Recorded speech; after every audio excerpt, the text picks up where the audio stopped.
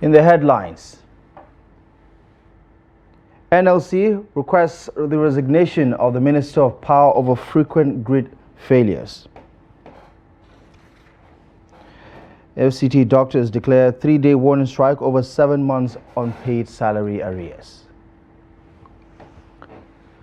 NAFDAC shuts down Kaduna warehouse stocked with expired medical items.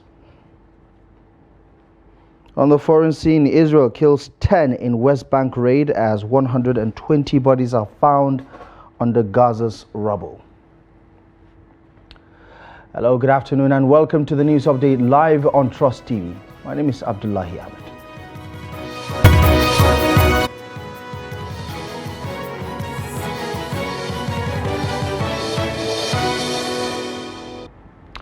We begin in the Federal Capital Territory, where the Nigeria Labour Congress has called for the resignation of the Minister of Power, Adebayo Adelabu, citing repeated national grid collapses and a worsening electricity sector in the country. In a statement issued late Tuesday, the NLC President Joe Ajaero decried what he described as the near collapse of Nigeria's power infrastructure, accusing the ministry of misplaced priorities and negligence. Ajaero specifically criticized the allocation of 8 billion naira in the 2025 budget for, quote, sensitization on electricity bills payment, labeling it as frivolous. He also pointed out that while the ministry focuses on such projects, contractors at the Transmission Company of Nigeria are owed 200 billion naira. The NLC also took aim at the National Electricity Regulatory Commission, accusing it of failing in its regulatory duties. According to Ajaero, the Commission has shown both a lack of capacity and unwillingness to protect consumers, leaving Nigerians to bear the brunt of an unavailable and unreliable and poorly managed power system. With frustrations mounting over repeated grid collapses and inadequate oversight, the NLC's call asks pressure on the government to address the systemic challenges crippling Nigeria's electricity sector. Same with developments with the organized labor. The Nigeria Labour Congress has criticized the allocation of 8 billion naira in the 2025 federal budget for sensitizing Nigerians on the need to pay electricity bills, calling it an unacceptable, absurd expenditure. In a statement issued on Tuesday, the NLC President Joe Ajaero slammed the Federal Ministry of Power for prioritizing such a campaign over addressing Nigeria's failing electricity sector. The Minister of Power, Adebayo Adelabu, had defended the initiative during his budget presentation at the National Assembly on Monday. He stated that the campaign, targeting Nigeria's population of over 200 million people, would utilize multiple media platforms to combat power theft, encourage timely bill payments, and protect national power assets.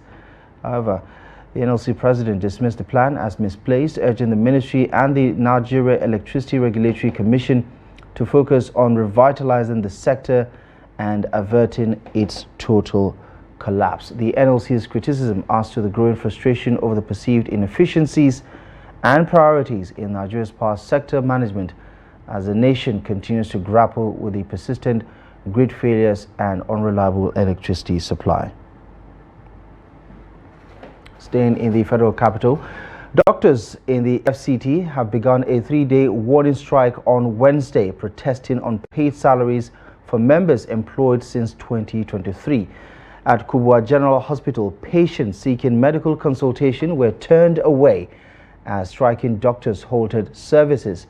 The strike could extend indefinitely if their demands remain unmet. The FCT Association of Nigeria resident doctors had earlier issued a 14-day ultimatum to the FCT minister back in December of last year, which expired on January 6th. Now, key demands include the payment of 7 months' salary arrears and doctors' employment for doctors employed in 2023, immediate clearance of the 2024 Medical Residency Training Fund, the implementation and issuance of skipping letters for 2023 employees, a payment of accountant allowances and settlement of 13 months hazard allowances arrears. Now, the doctors have warned that if these issues are not addressed promptly, the strike will escalate further, disrupting the healthcare services in Nigeria's capital. The National Agency for Food and Drug Administration and Control has shut down a warehouse in Kaduna for stocking expired food items and cosmetic products worth over 75 million naira.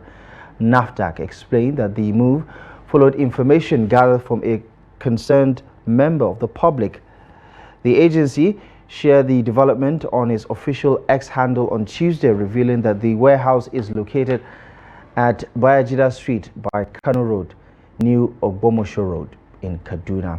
NAFDAC says that during the raid, workers were caught repackaging expired biscuits into sacks and other expired items, including dairy milk, vegetable oil, soft drinks, and detergents. It added that the warehouse managing director has been arrested for interrogation. The agency emphasized that strict regulatory sanctions would be imposed upon the conclusion of the investigation.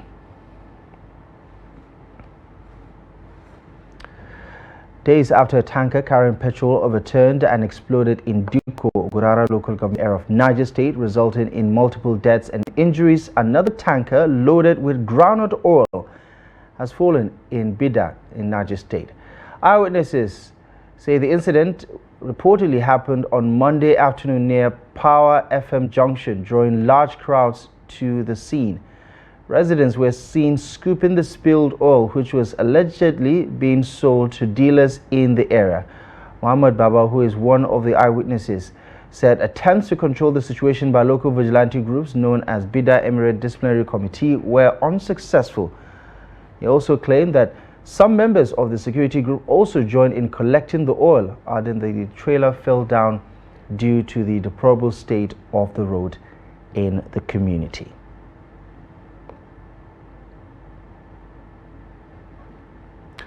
In other news, President Bola Ahmed Tinubu and the Minister of the Federal Capital Territory on Tuesday held a closed-door meeting with a delegation of Ogoni leaders led by Governor Siminalayi Fubara of Rivers State.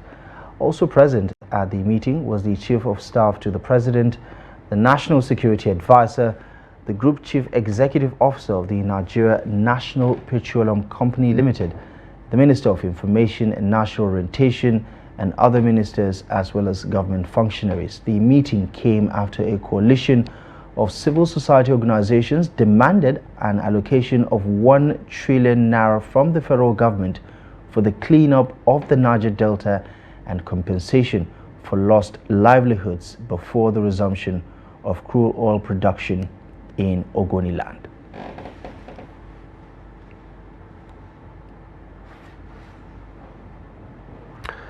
The Minister of Housing, Urban Development, Ahmed Musa Dingiwa, has presented an 83.7 billion naira 2025 budget proposal to the Nigerian Senate Committee on Housing. The budget focuses on the Renewed Hope Housing Initiative, with over 10,000 housing units under construction across 14 locations in the nation. Here's the report. The initiative is expected to create over 252,000 skilled jobs. Dangiwa highlighted land allocation delays by some state governors as a significant obstacle to the initiative, and also cited ongoing projects from previous budgets as reason for the increased allocation. Under the program, Your Excellency, we plan to build 50,000 housing units under Phase 1 across the country. Currently, we have over 10,112 housing units that are spread across the country under construction in 14 locations nationwide. Senators questioned the practice of awarding contracts without secured funding and sought clarification on unutilized funds and incomplete projects.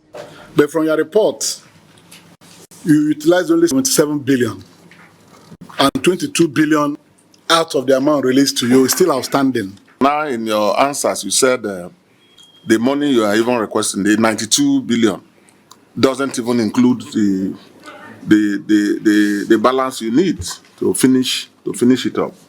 Do you have that 20-something billion in your ministry, or it wasn't released at all, or it was released and you returned it? What could have been the reason why same government that in supplementary appropriation, was able to give you 100 billion. In 2024 budget, 162 billion is now giving you 83 billion.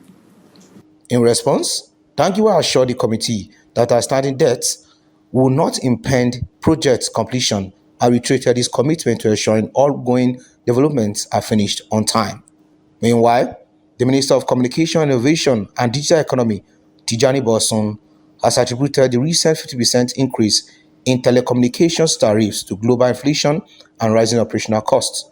On Monday, the stakeholders meeting in the communication sector approved a 50% tariff increment on calls and data. The minister, while appearing before the Joint Committees on Communication, added that the decision aligns with broader economic patterns where tariffs can lead to higher consumer prices due to added costs on imported goods. Speaking to journalists moments after defending his ministry's budget of 12 billion naira for 2025, Bosun stated that the 50% adjustment aligns with broader economic trends. According to the minister, historically, tariffs act as a sales tax, causing a one-off price increase rather than sustained inflation. We have to make sure that the sector continues to stay sustainable. But at the same time, we don't want to inflict pain on Nigerians. So they were claiming for 100% increase in tariff. I think, as you can see from what NCC released yesterday, we had a lot of back and forth. They've been talking about since even before we were appointed. The first time I met them almost 16, 17 months ago, it was the same thing they were talking about. But now I think we've settled at about 50% to ensure that they can find ways to stay sustainable. He further explained that the federal government is planning to invest 60 billion naira to deploy 90,000 kilometers of fiber optic cable, expanding the country's capacity from 35,000 kilometers to 125,000 kilometers. The minister, during the 2025 budget defense section, said the planned deployment of fiber optic cable is an initiative aimed at fostering growth in critical communication sectors. This will help us create new small businesses that will be responsible for laying 90,000 kilometers of fiber network. This will help us create nothing less than 10,000 jobs of young men and women that will drive the deployment of this cable all over our country. The last hike was 12 years ago, while the new tariff hike comes amid agitations by telecom operators in the last 2 years demanding a 100% increase. Staying with developments in the National Assembly, the Minister of Marine and Blue Economy, Adeboyega Oyetola, on Tuesday presented the 2025 budget proposal for all revenue-generating agencies under the ministry. He made the presentation when he appeared before the Joint Committee of the Nigerian Senate on Marine Transport and House of Representatives Committees on Ports and Harbour, Maritime Safety Education and Administration, as well as Inland Waterways, and Committee on Shipping Services. The details. Addressing the committee, Oyetola highlighted the ministry's key priorities for the coming year. In the 2025 budget proposal, the ministry is initiating major projects in the fisheries and aquaculture subsector to boost fish production. These projects are deliberately tied to government capital budget to guarantee fast-track delivery and assured food security. Quantum investment through the capital budget is necessary for the ministry to deliver on its lofty mandate and potential revenue. The minister laid emphasis on how underfunded the Ministry of Marine and Blue Economy is, stating that the ministry's expectations surpass the allocation, adding that this hinders its growth and development. As a newly created ministry, our initial focus is to set up enduring structures and systems for the effective management of the blue economy sector. The notable deficiencies in the sector, such as general infrastructure decay, silted river courses, inadequate fish production, and inadequate river cracks, require major attention. Chairman House Committee on NIWA pointed out the focus of the committee for 2025 budget. As we review the budget, our focus should be on prioritizing impactful projects, strengthening safety measures, investing in sustainable practice, and enhancing research and innovation to boost global competitiveness. The chairman committee urged the minister to use his position to call for investment and funding, as the maritime sector plays a crucial role in Nigeria's economy. We will do all what we can to assist. We know you are underfunded, so that the ministry can move forward. You have a lot. Whatever you do in your ministry also will affect the oil sector, because the Bonnet Channel is where most of these LNG oil vessels pass through, and it is Bonnet Channel is being paid for by NPA, not by NNPC, who ought ordinarily to have contributed to that. After the extensive review of the budget, the House Committee on Marine and Blue Economy approved the ministry's proposed budget of 11,770,533,003 naira for capital expenditure and 453,858,325 naira for overhead cost. Sumaya Abubakar, Trust TV News, Abuja. This is the news update on Trust TV. Coming up ahead. Patronage for street food soars amid rising inflation in the country. Details of this and many more up ahead after the break.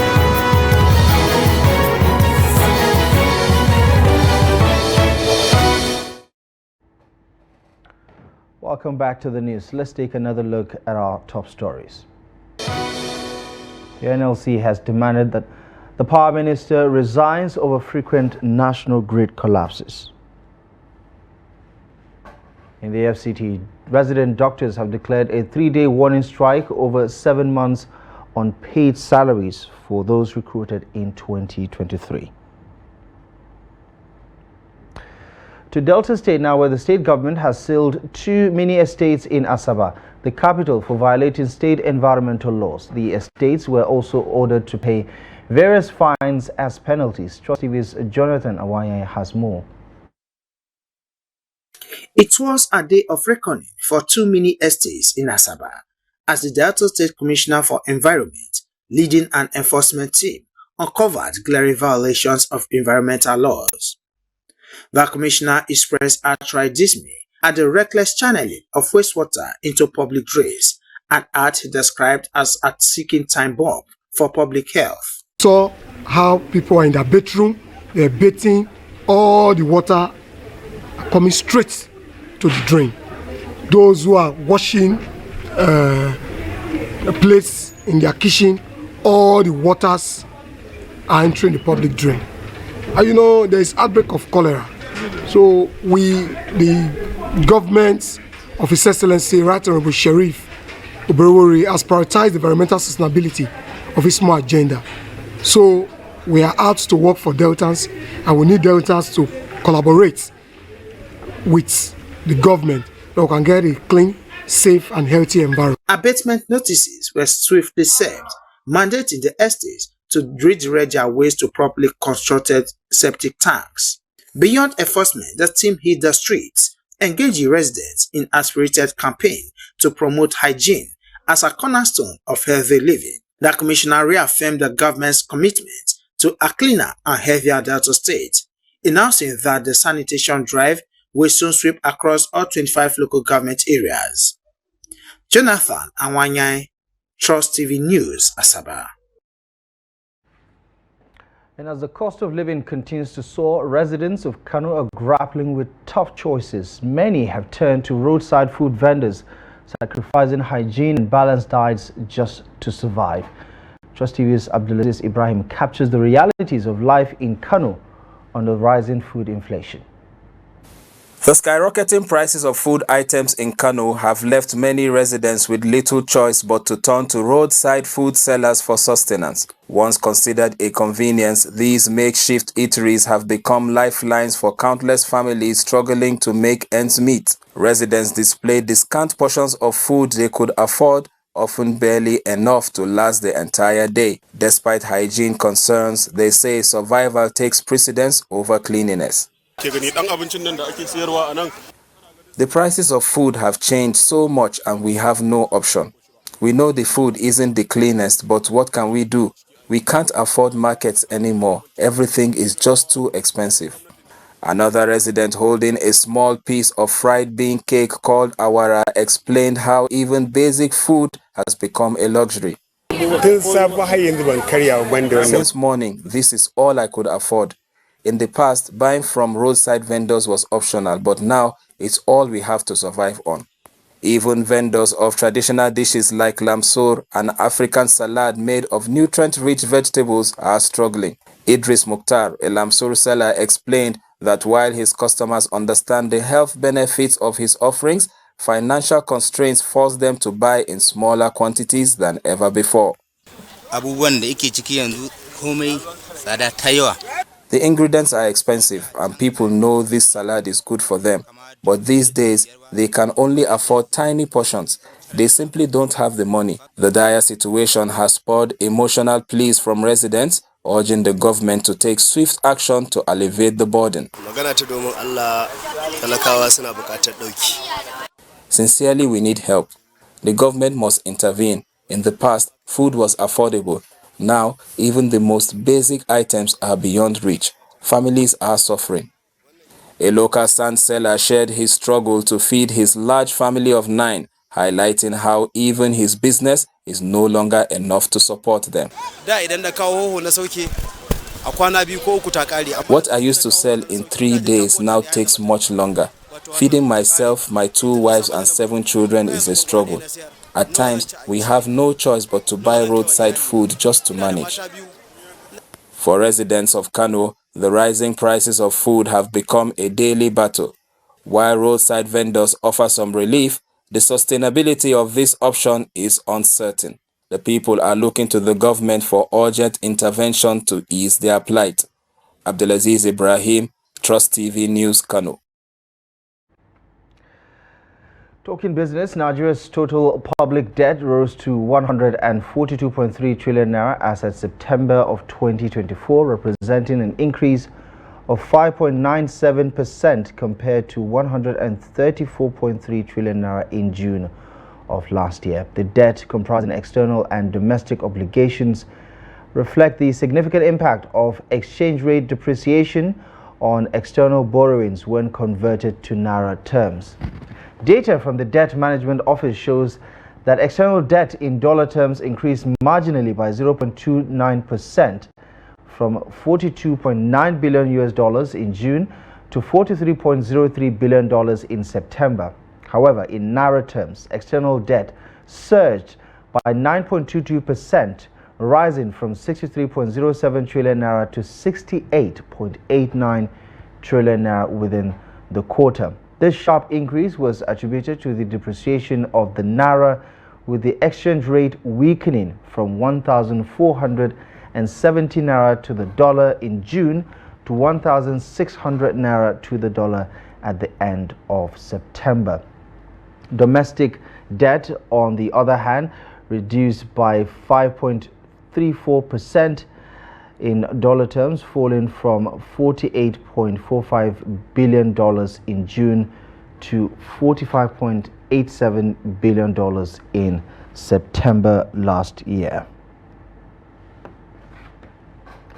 To the Middle East, where at least 10 Palestinians have been killed and many more wounded in an Israeli military raid on the occupied West Bank city of Jenin, according to health officials. Civil defense staff report that 120 decomposed bodies have been recovered from under the rubble of destroyed buildings in Gaza over 2 days. Almost 900 trucks of aid entered Gaza on Tuesday as assistance surged into the war-ravaged territory after Israel's blockade was lifted, the humanitarian agency said in a statement. The United Nations Human Rights Office in the occupied West Bank says freedom of movement for Palestinians have been, quote, massively restricted as illegal Israeli settlements expand. Israel's war on Gaza has killed at least 47,107 Palestinians and wounded at least 111,000 since October last 2023. At least 1,139 people were killed in Israel during the Hamas-led attacks on October 7, 2023, and more than 200 were taken captive.